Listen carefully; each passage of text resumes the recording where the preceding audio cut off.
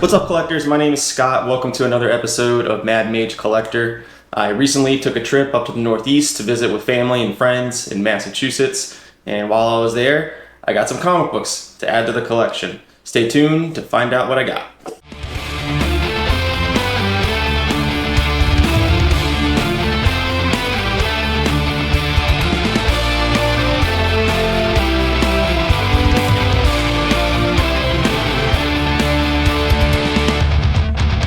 So while we were up visiting Massachusetts, the wife and I, we decided to have a date night in the town of Plymouth. Plymouth is such an awesome little town. Anytime we're visiting, we always make it a point to get into the town and explore a little bit. So after dinner, we decided to take a little walk. There were a bunch of little boutiques and shops, just scattered throughout the town. We went down to the waterfront, which was awesome. During our little after dinner walk, we came across a little antique / consignment shop. It was called 13 Court. So we decided, why not? Let's go in. Wasn't expecting to find any comic books, but lo and behold, there were some in this kind of little nook area, just a couple piles stacked up on a shelf. So I was able to flick through them pretty quickly. I actually found some decent, neat little comic books. So it was already a great night, out, having dinner with the wife and, a great time visiting family. But it was, even better that I had an opportunity to grab some comics, make a video for the channel. So let's see what I got. So like I said, there was only a few small piles of comics in this place that I found. I was able to sift through them pretty quickly, but the pile had potential and I was finding some neat stuff. So first off, we got these three. I got an Iron Man 265, a Captain America 393, and an Uncanny X-Men 262.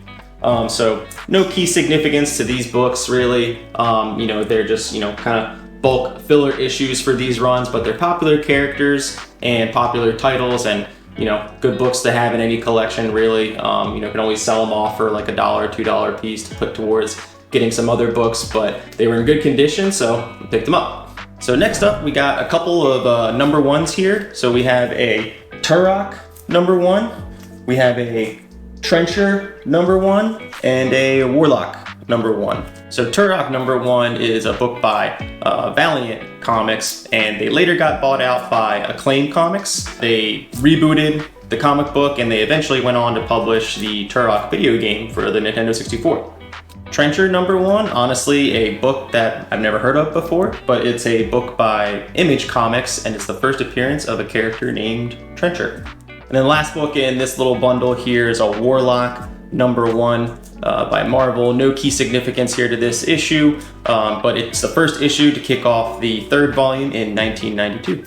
All right, so the next couple of books we found in this shop are a couple Amazing Spider-Man issues. We got Amazing Spider-Man 352, 364, and 366. No key significance really to any of these comic books, but it's first volume ASM, so very popular comic book series. So anytime I find some ASM that's in good condition, I'll pick them up. There is some minor key significance to this Amazing Spider-Man 364. It's the debut of a new look for the character Scourge, where he's depicted in an all-white suit. Next up, we have 250 Center Star Trek books by Marvel, published in 1980. Star Trek number 6 and number 9.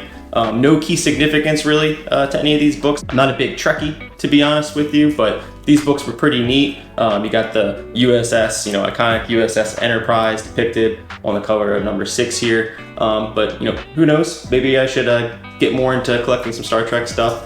If I find any with Spock on the cover, preferably. I know he's a super popular character in that franchise, so anything with him on him's got to be pretty collectible. So who knows? If I can find some, I'll get it. So these last three books from my little haul that I got during my trip are definitely my favorite, and they're probably the coolest ones for sure out of the bunch, but I'll leave that up to you guys to determine. But before I show you, if you like this video, click on that like button, leave a comment, tell me which one of these books is your favorite, and subscribe to the channel, come back and join me for some more collecting fun. All right guys, so one of the last books we got in this haul is a Pit number one by Image, published in 1993. This is the first appearance of the character Pit, a genetically engineered human/alien hybrid. Kind of reminds me of the Hulk a little bit in terms of being like this kind of crazy muscle-bound superhero. This particular copy I found is in surprisingly good condition. These darker covers usually have more noticeable damage on the spine, but this one's a high grade copy for sure, and I'm happy to have it in my collection now. So the second to last book we got here is An Amazing Spider-Man 328, a book that I've actually been keeping my eye out for a while, so I was super pumped to pull this out of the pile when I saw it. It's a Todd McFarlane cover. These Todd McFarlane covers are highly collectible, highly sought after by collectors. This is actually Todd McFarlane's last artwork in the Amazing Spider-Man title. This one unfortunately isn't in the greatest shape. There's tons of spine ticks, there's tons of wear around the edges and corners.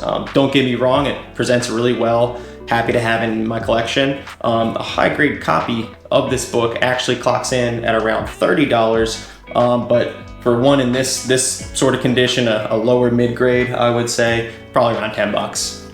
All right, collectors, last but not least, we got a really sweet find, considering this was an impromptu hunting session while I was on vacation.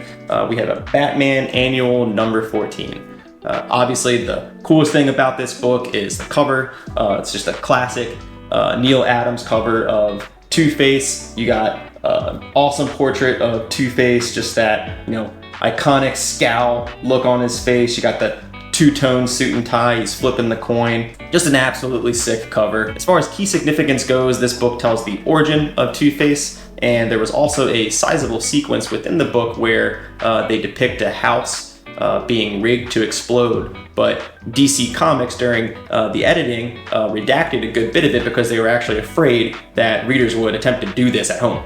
And side note, this book is in pristine condition, dare I say mint. Really good copy. High grade value of this book is $35, so I'm very happy to have it in my collection now.